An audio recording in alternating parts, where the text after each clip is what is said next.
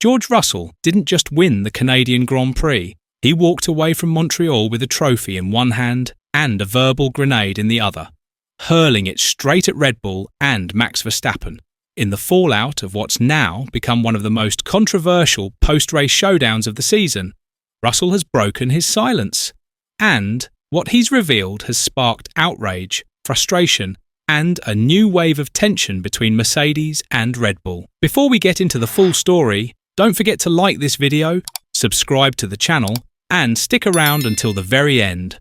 Because the chain of events we're about to unpack doesn't just reveal cracks in Red Bull's strategy, it exposes a deeper problem brewing at the heart of Formula One's fiercest rivalry. George Russell didn't just walk away from the Canadian Grand Prix with 25 points and a trophy.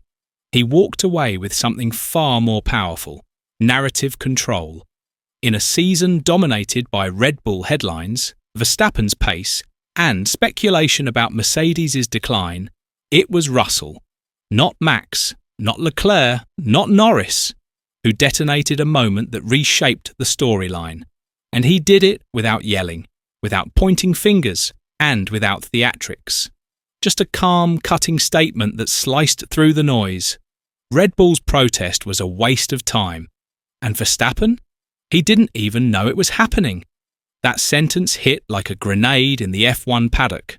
Because it wasn't just a jab at Red Bull's legal tactics.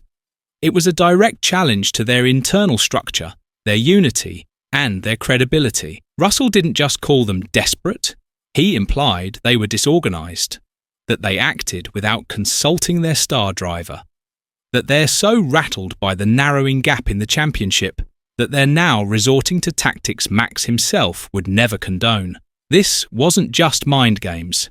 It was precision warfare. What Russell exposed wasn't just a failed protest. It was the psychological vulnerability of the most dominant F1 team of the modern era, and the timing couldn't have been worse for Red Bull. Just one race earlier, Verstappen had collided with Russell in Spain and walked away with 3 penalty points, pushing him to 11, one short of a race ban. That's not just a statistic. That's a ticking time bomb, looming over every race weekend like a shadow no one in Milton Keynes can ignore. And Russell knows it. That's what makes his behaviour in Canada so fascinating. On the surface, he played by the book. Onboard footage shows him weaving behind the safety car, building tyre temperature like every driver does. But in that moment, with Verstappen just behind, he hit the brakes hard, maybe harder than expected, and forced a reaction. The Dutchman surged ahead, briefly overtaking under safety car conditions. That's when Russell radioed in. Cold, calculated, clinical. Verstappen just overtook me under the safety car. And just like that, the trap was set. Red Bull fell for it. Hook, line and sinker. Within hours, they filed not one, but 2 official protests. One accusing Russell of excessive slowing, another citing unsportsmanlike intent. A rarely used regulation buried deep within the FIA's rulebook. This wasn't just an appeal, it was an escalation, a declaration of war. But here's the twist. The stewards weren't buying any of it. Both protests were dismissed as unfounded, baseless, and irrelevant. And that's when the aftershock hit. Russell, speaking at the premiere of the new F1 movie, of all places, dropped his bombshell. Calmly, casually, devastatingly. He revealed that 2 key Mercedes personnel, Andrew Shovlin and Ron Meadows, missed their flights home because of Red Bull's drawn-out protest hearings. He called the entire episode a faff and a waste of everybody's time. And then he casually dropped the nuke. Max didn't even know there was a protest. In the world of Formula One, where every word, every gesture, every whisper carries weight, that one comment was seismic. It tore open the question of whether Red Bull is still a cohesive unit. Are they protecting Max, or are they using him as cover for increasingly panicked decisions? Christian Horner tried to defend the protest, claiming that Russell's post-qualifying comments made his intentions obvious. But in doing so, he revealed something even more dangerous. that Red Bull were reacting not to racing incidents, but to press conference sound bites, that their strategy is being influenced not by data or telemetry, but by headlines and nerves. And that, more than anything, tells you the walls are closing in. On the other side, Toto Wolff wasted no time pouring fuel on the fire. He described Red Bull's behaviour as petty, embarrassing, and so far-fetched it bordered on laughable. He framed Mercedes as the grown-ups in the room, the team focused on the track, not on legal loopholes or FIA bureaucracy. And whether you believe that image or not, one thing is clear. Mercedes are back in the fight, not just with pace, not just with results, but with confidence. And that confidence is contagious. George Russell now sits just 19 points behind Verstappen in the standings. That number means everything. It means this isn't a Red Bull parade anymore. It means the title race is wide open. And it means every moment, every decision, every battle on track could be the one that tips the scale. One more penalty for Verstappen, and he's out for a race. One more win for Russell, and he's leading the charge. And that's exactly the kind of tension that changes everything. This isn't just about racing. It's about power, about image, about control. And Red Bull, for the first time in years, are losing all three. Russell didn't just beat Verstappen in Canada. He outmaneuvered the entire Red Bull machine. And now, with momentum on his side, he's not just a title contender.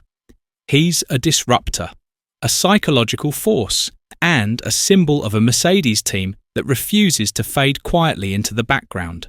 So if you thought the Canadian Grand Prix was dramatic, buckle up, because we're not heading into the next race weekend with just strategy sheets and tyre compounds. We're entering a psychological battleground. This isn't merely a fight for pole positions or championship points anymore. What's unfolding is a fundamental clash between two completely different mindsets. Red Bull, long perched at the top, is starting to show signs of fragility.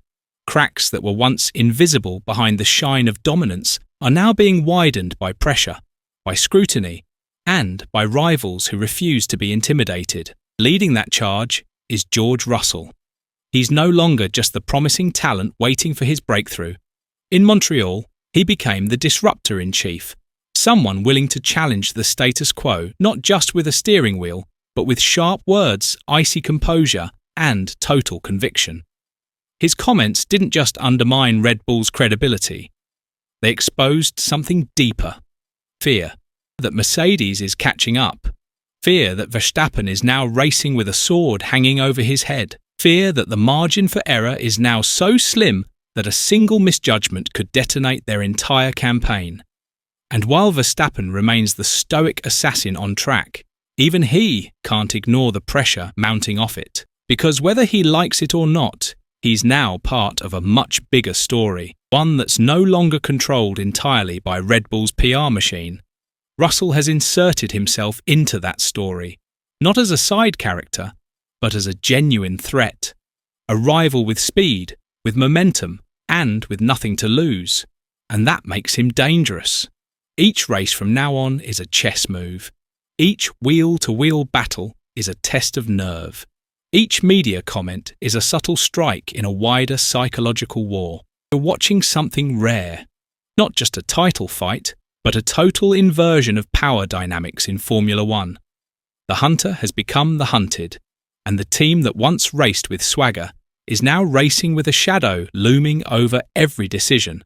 A shadow shaped like a 10-second penalty, a race ban, or a media narrative they no longer control. So don't blink, don't look away, because the next time Russell and Verstappen line up side by side, it won't just be about DRS zones or pit strategy. It'll be about ego, about legacy, about who dares to lead when the pressure is at its peak. And in that moment, we won't just see two drivers fight for track position. We'll see the future of this sport balanced on a knife's edge.